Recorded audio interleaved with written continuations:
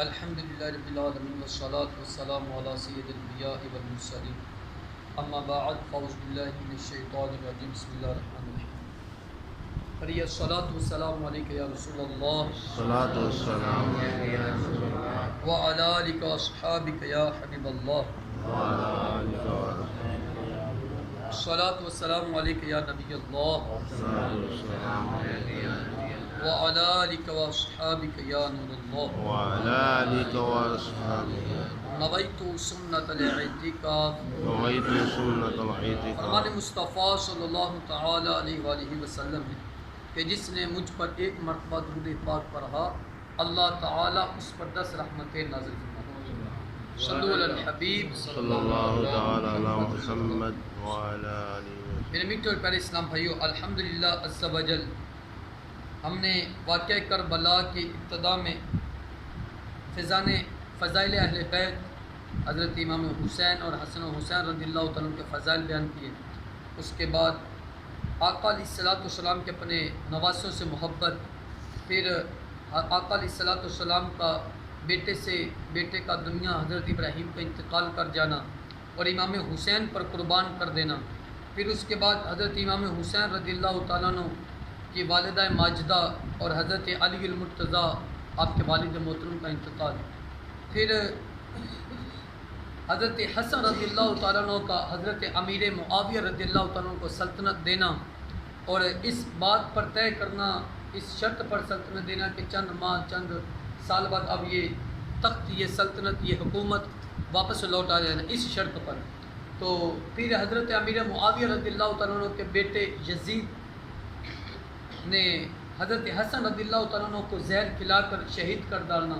اور پھر حضرت امیر معاویہ رضی اللہ تعالیٰ عنہ کی کم و بیش 20 سال حکومت رہ کر پھر اس کے بعد یزید نعوذ باللہ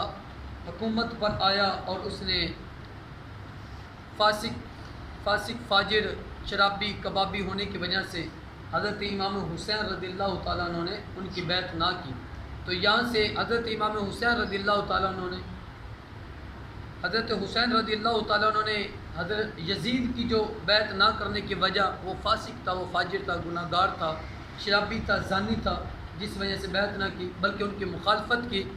تو اور اس کے بعد حضرت امام حسین رضی اللہ تعالیٰ عنہ کا اپنے نانا کے مزار پر جانا، اپنی والدہ کے مزار پر جانا، پھر اس کے بعد اپنے حسن بھائی رضی اللہ تعالیٰ عنہ کے مزار پر جانا، پھر واپس پلٹ کر پھر اپنے نانا کے مزار پر آنا، اور اس کے بعد واپس مدینہ سے مکہ مکرمہ کی طرف روانگی حضرت امام حسین کی ہوئی. یہ بیان ہوا. اس کے بعد سب سے پہلے کوفہ سے آنے والے خطوط کا جواب پر حضرت امام حسین نے مسلم بن عقیل اپنے چچا کو کوفہ کی طرف روانہ کیا. تو وہاں پر حضرت امام مسلم بن عقیل کے ساتھ کیا سلوک کیا گیا، کیا احترام کیا گیا، کیسی عزت کی، کیسا ان کا استقبال کیا گیا، آئیے وہ آج ہم سماعت کرتے ہیں، سنتے ہیں. اور امام مسلم بن عقیل رضی اللہ تعالیٰ عنہ جب کوفہ میں انٹر ہوئے، یعنی چلے گئے، داخل ہو گئے، تو حضرت امام مسلم بن عقیل کا بہت اچھے پرتپاک انداز سے استقبال کیا گیا. مسلمان بڑی محبت پرجوش کے ساتھ ان کا پرتپاک، اور روایت میں آیا کہ ایک ہی دن کے اندر حضرت مسلم بن عقیل کو کے ہاتھ پر دست اقدس پر 12,000 مسلمانوں نے بیعت کی، یعنی مرید ہوئے 12,000. اور لوگوں کا پرتپاک انداز دیکھ کر، احترام دیکھ کر، محبت دیکھ کر اہل بیت سے لوگوں کی، تو حضرت مسلم بن عقیل نے خط بھیجا کہ یہاں لوگ حضرت امام حسین کے دیدار کے لیے تڑپ رہے ہیں، آپ جلدی تشریف لے کر آئیے. حضرت امام حسین کو بلا رہے ہیں حضرت مسلم بن عقیل رضی اللہ تعالیٰ عنہ. پھر چند دن گزرتے گئے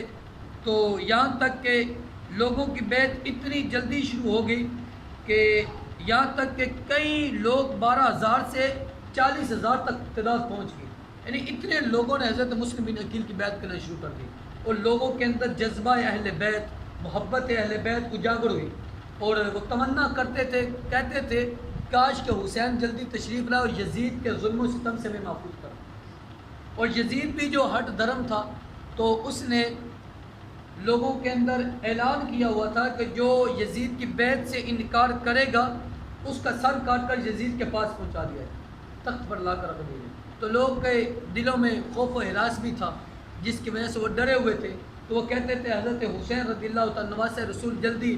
کوفہ میں آئے تو ہمیں ان سے جان چھڑوا لیں۔ تو یہ حضرت امام حسین کو پھر مسلم بن عقیل نے خط لکھے۔ اب مسلم بن عقیل کا کوفہ کے اندر آ کر ابن زیاد کوفہ کے اندر گورنر تھے۔ اب اس نے جب مسلم بن عقیل کے ہاتھ پر بیعت ہوئے کثیر لوگوں کی تعداد کو دیکھا تو پریشان ہو گئے، حیران ہو گئے، اور یزید کے جاسوس مسلم بن یزید حضرمی اور عمارہ بن ولید نے یہ تمام واقعہ بڑی تفصیل سے یزید کو لکھ بھیجا۔ وہاں کے جو گورنر تھے ابن زیاد کوفہ کے، تو انہوں نے دیکھا کہ اتنے لوگ مسلم بن عقیل کے بیعت ہو رہی ہے، تو انہوں نے ساری تفصیل یزید کو لکھ بھیجے۔ یہاں کے کوفہ میں حضرت مسلم بن عقیل آئے ہوئے ہیں، ہزاروں لوگ ان کی بیعت کر چکے ہیں، اور حاکم کوفہ حضرت نعمان بن بشیر غفلت اور سستی سے کام لے رہے ہیں۔ پہلے جو گورنر تھے وہ حاکم کوفہ جو تھے نعمان بن بشیر، وہ غفلت کر رہے تھے اور سستی میں سے کام لے رہے تھے، اور اگر یہی حالات رہے تو اے یزید آپ کی حکومت کو جلدی جھٹکا لگے گا اور وہ لٹ جائے گا۔ بہتر ہے کہ آپ اس کو گورنری سے ہٹا کر کوئی اچھا گورنر بھیجیں، کوئی اچھا حاکم بھیجیں کہ جو حضرت مسلم بن عقیل کی مخالفت کر کے ان کی جو بیعت ہو رہی ہے وہ روک تھام ہو جائے، تاکہ رک جائے۔ تو اسی پر جب یہ لیٹر یزید نے پڑھا تو وہ آگ بگولا ہو گیا، اور اپنے وزیروں اور مشیروں کو جمع کر کے یہ خط سنایا، اور سب نے مشورہ کر دیا کہ نعمان بن بشیر کو فوری طور پر معزول کر دیا جائے، معطل کر دیا جائے، کوفہ کی گورنری سے معطل کر دیا جائے۔ تو ان کی جگہ پر عبید بن زیاد کو کوفہ کا گورنر مقرر کر دیا۔ یہ بھی بڑا ظالم بادشاہ گورنر تھا کیا تو برائے جائے۔ چنانچہ یزید نے ابن زیاد کو، جو اس وقت بصرہ کا حاکم تھا بصرہ کا حاکم، بصرہ سے اٹھایا تو کوفہ پر مسلط کر دیا، گورنر بنا دیا۔ یہ یزید کا کام تھا۔ تو حکم بھیجا کہ بصرہ میں اپنی جگہ کسی اور کو مقرر کر کے تم فوراً کوفہ پہنچو اور لوگوں کو امام مسلم بن عقیل کی بیعت سے روکو، اور امام مسلم بن عقیل اور دیگر لوگوں سے میری بیعت لو، اور جو انکار کرے اس کا سر کاٹ کر میرے پاس بھیجو۔ یہ یزید کا اعلان تھا کہ تم ان کے سر کاٹ کر، جو بیعت سے انکار کریں ان کو سر کاٹ کر میرے پاس بھیج دو۔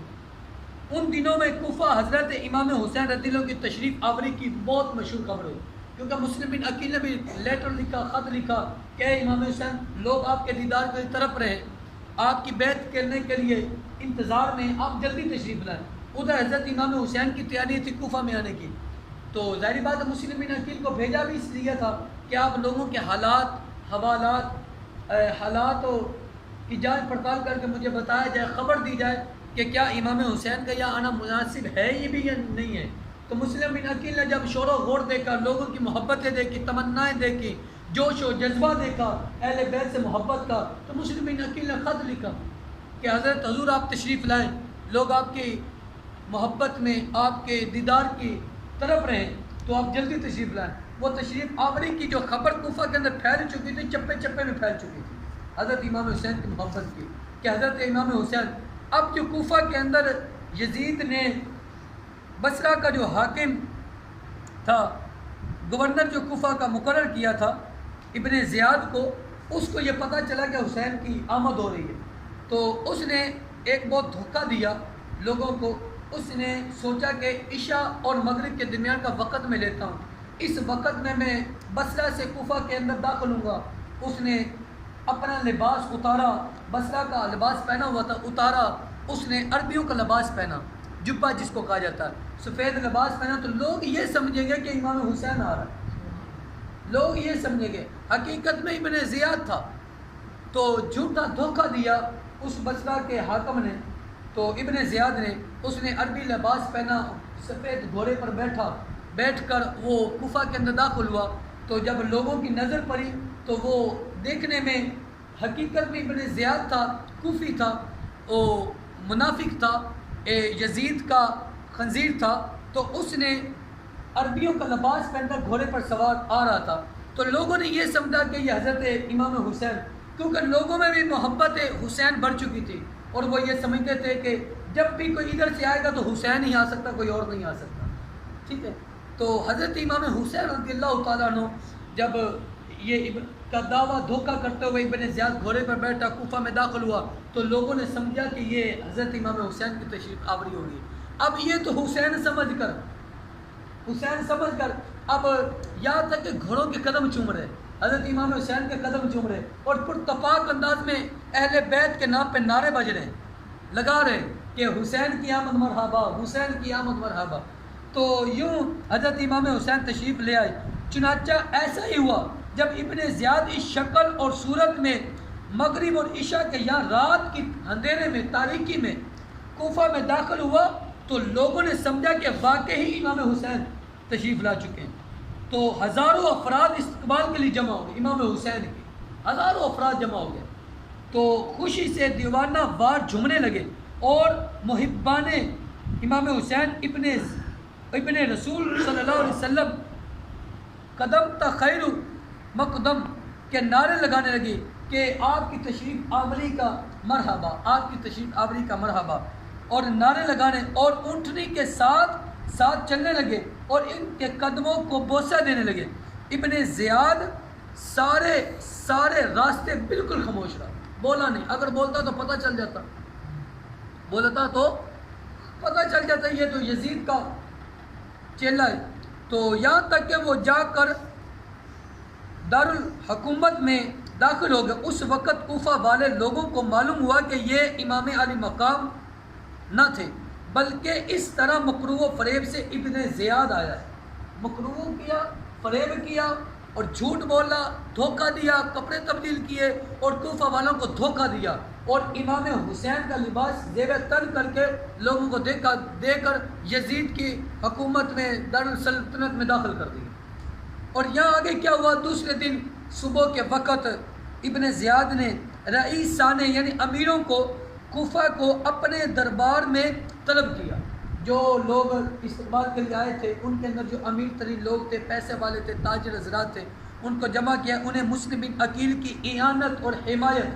اعانت بمعنی مدد ہوتا ہے، یعنی مدد کرنے اور حمایت سے روکا اور کہا اگر تم اس فتنے سے باز نہ آئے تو میں تمہیں بڑی سخت سے سخت سزا دوں گا، اور جو مسلم بن عقیل کی امداد کرے گا میں اس کو قتل کرا دوں گا۔ یہ دھمکی دی ابن زیاد،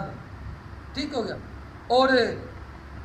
یہ صورتحال دیکھ کر حضرت امام مسلم ہانی عروہ کے گھر تشریف لائے۔ اس وقت جب مسلم بن عقیل کو خبر پہنچی کہ ابن زیاد جو ہے یہ لوگوں کو دھوکہ دے کر اپنے گھر لے گیا، اپنے دربار میں لے گیا، تو وہاں پر دھمکی دے رہے کہ جو اس کی اعانت کرے گا، مدد کرے گا، امداد کرے گا، اس کو سخت سے سخت سزا بھی دوں گا، اور اگر کوئی اس کا انکار کرے گا اس کی بیعت کرنے سے تو میں اس کو قتل کر کے یزید کے قدموں میں اس کا سر بھیج دوں گا۔ تو لوگ اندر سے خوف زدہ ہو گئے۔ تو اس وقت مسلم بن عقیل کو جب پتہ چلا تو امام مسلم بن ہانی بن عروہ کے گھر تشریف لائے مسلم بن عقیل، تو اور اس سے پناہ طلب کی۔ انہوں نے آپ کو ایک بہترین کمرہ حجرہ آرام کے لیے پیش کیا، یعنی اس وقت ہانی رضی اللہ تعالیٰ عنہ، ہانی بن عروہ جو تھے یہ اہل بیت کے گھرانے سے بڑی محبت کیا کرتے تھے، اور انہوں نے حضرت مسلم بن عقیل کو بڑا اچھا سا پیارا سا آرام کرنے والا حجرہ پیش کیا، اور ابن زیاد کو بھی اس بات کا علم ہو گیا، ادھر سے حجرہ ملا، ادھر سے ابن زیاد کو علم ہو گیا۔ چنانچہ اس نے محمد بن اشعث کو کچھ فوج دے کر بھیجا، اور نہ صرف ہانی بن عروہ بلکہ کوفہ کے متعدد رئیسوں اور امیروں کو قید کر دیا۔ پھر ہانی سے امام مسلم بن عقیل کے متعلق سوال کیے ابن زیاد کے لوگوں نے، ان میں جو ہانی تھے، ہانی سے امام مسلم بن عقیل کے متعلق سوال کیا تو انہوں نے آپ کے محبت نے انکار کر دیا کہ میں تو مسلم دل یہ ضمیر یہ کہہ رہا تھا کہ میں تو مسلم بن عقیل سے، اہل بیت سے، حسین کے لاڈلوں سے پیار کرتا ہوں، میں کیوں مسلم بن عقیل کے بارے میں خبر دوں، میں کیوں خبر دوں۔ تو صاف طور پر انکار دی۔ اس وقت ہانی بن عروہ کی عمر کم و بیش 99 سال تھی، ایک کم 100 سال تھی، 99 سال تھی۔ تو ابن زیاد نے آپ کو شکنجے میں کس کر 1000 کوڑے مارنے کا حکم دے دیا اس ہانی عروہ کو، تو 1000 کوڑے مارنے کا حکم دیا۔ ابھی 500 کوڑے ہی لگے تھے کہ آپ بے ہوش ہو گئے، اور امام مسلم کو جب اس بات کا علم ہوا کہ جس نے مجھے حجرہ دیا ہے اس کو 1000 کوڑے مارنے کا حکم دیا اور 500 لگ چکے، مسلم بن عقیل کو جب یہ خبر ہوئی تو اس بات کا علم ہوا تو آپ نے اپنے دونوں صاحبزادوں کو قاضی شریک کے ہاں روانہ کیا، پھر محبان اہل بیت کو آزادی دی۔ آپ کی آواز پر 40,000 مسلح افراد جو آپ کے ہاتھ پر بیعت کر چکے تھے جمع ہو گئے اور دارالحکومت کو جا کر گھیر لیا۔ یہ صورتحال دیکھ کر ابن زیاد بہت پریشان ہوا۔ مسلم بن عقیل کے جو 40,000 لوگوں نے بیعت کی تھی، آپ نے اعلان کیا جاؤ ابن زیاد کے محل کو، گھر کو گھیراؤ ڈالو، اور ابن زیاد پریشان ہو گیا، پریشان ہوا۔ آخر اس نے ایک حیلہ کیا اور وہ یہ کہ کوفہ کے جن امیروں اور رئیسوں کو اس نے قید کر رکھا تھا، انہیں حکم دیا کہ کوٹھے پر چڑھ کر، چھت پر چڑھ کر اپنے اپنے عزیزوں کو، رشتہ داروں کو سمجھاؤ کہ وہ امام مسلم کی حمایت سے باز آ جائیں، ورنہ میں تم سب کو ابھی قتل کر دوں گا اور چھت سے گرا دوں گا، ایک ایک کو چھت سے گرا دوں گا، نعوذ باللہ۔ اور ابن زیاد کو یہ حیلہ کارگر ثابت ہوا، یعنی ثابت ہوا، بہت مضبوط ہوا، اور ان کے سمجھانے پر کوفہ والے آہستہ آہستہ امام مسلم بن عقیل کا ساتھ چھوڑنے لگے، حتیٰ کہ شام تک صرف 500 افراد باقی رہ گئے، اور مغرب کے بعد یہ بھی رخصت ہو گئے، آپ بالکل امام مسلم بن اکیلے ہو گئے۔ یہاں سے حضرت امام مسلم بن اکیلے جو 12,000 40,000 50,000 جن لوگوں نے بیعت کی تھی، وہ خوف و ہراس کی وجہ سے، ابن زیاد کے خوف کی قتل کی وجہ سے، گردن کٹ جانے کی وجہ سے، حضرت خوف کی وجہ سے وہ مسلم بن عقیل کا ساتھ چھوڑا، اور یہاں مسلم بن عقیل اور اس کے 2 صاحبزادے محمد اور ابراہیم یہ تنہا رہ گئے۔ تو اب یہاں سے آپ کی شہادت کا وقت شروع ہو رہا ہے، کیسے ان کو شہید کیا گیا، ان کے بیٹوں کو، اور کیسے حضرت مسلم بن عقیل کو شہید کیا گیا۔ یہاں سے انشاءاللہ اللہ نے چاہا تو کل مسلم بن عقیل کی شہادت کو بیان کروں گا۔ دعا ہے کہ اللہ تبارک و تعالیٰ مجھے بھی اور آپ کو بھی حضرت اہل بیت کی محبت کو دل میں سمانے کی توفیق عطا فرمائے، اور دل میں اہل بیت